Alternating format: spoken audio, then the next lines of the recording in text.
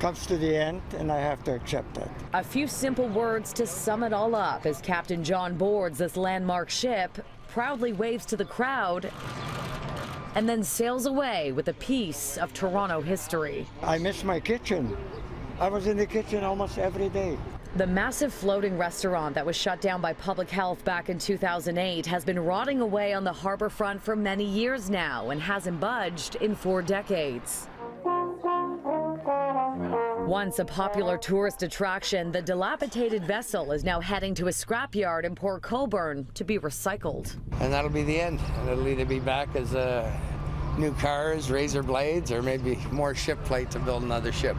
2 massive tugboats, one of them you can see right here, are being used to tow the 1,800-ton ship. I'm being told that one of the riskiest parts of this voyage will be turning around the floating restaurant and sending it off into the waters of Lake Ontario. 5-star water taxi allowed our cameras to follow alongside the rusted relic as it was dragged through Toronto Harbour. And as you can see, it was nothing but smooth sailing.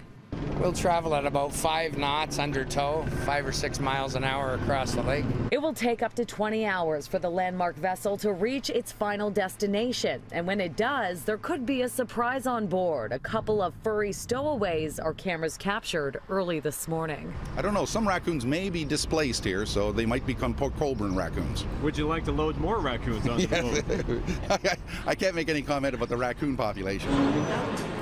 This morning, hundreds gathered at the foot of Yonge Street to document the special occasion. Most, including the Premier, agree it was time to bid farewell. You miss it? Well, you know, I think it hasn't. It's gotten run down, so something needs to happen to it. But it's got a lot of history. A lot of people have enjoyed themselves. Now it's gone. There's just a big gaping hole. It's actually kind of nice to see the view. As you can see, the voyage is slow and steady. I'm being told it will take about 6 hours just to get out of Lake Ontario. And then Captain John's floating restaurant should arrive at the scrapyard sometime tomorrow morning. At Cherry Beach, Shauna Hunt, City News.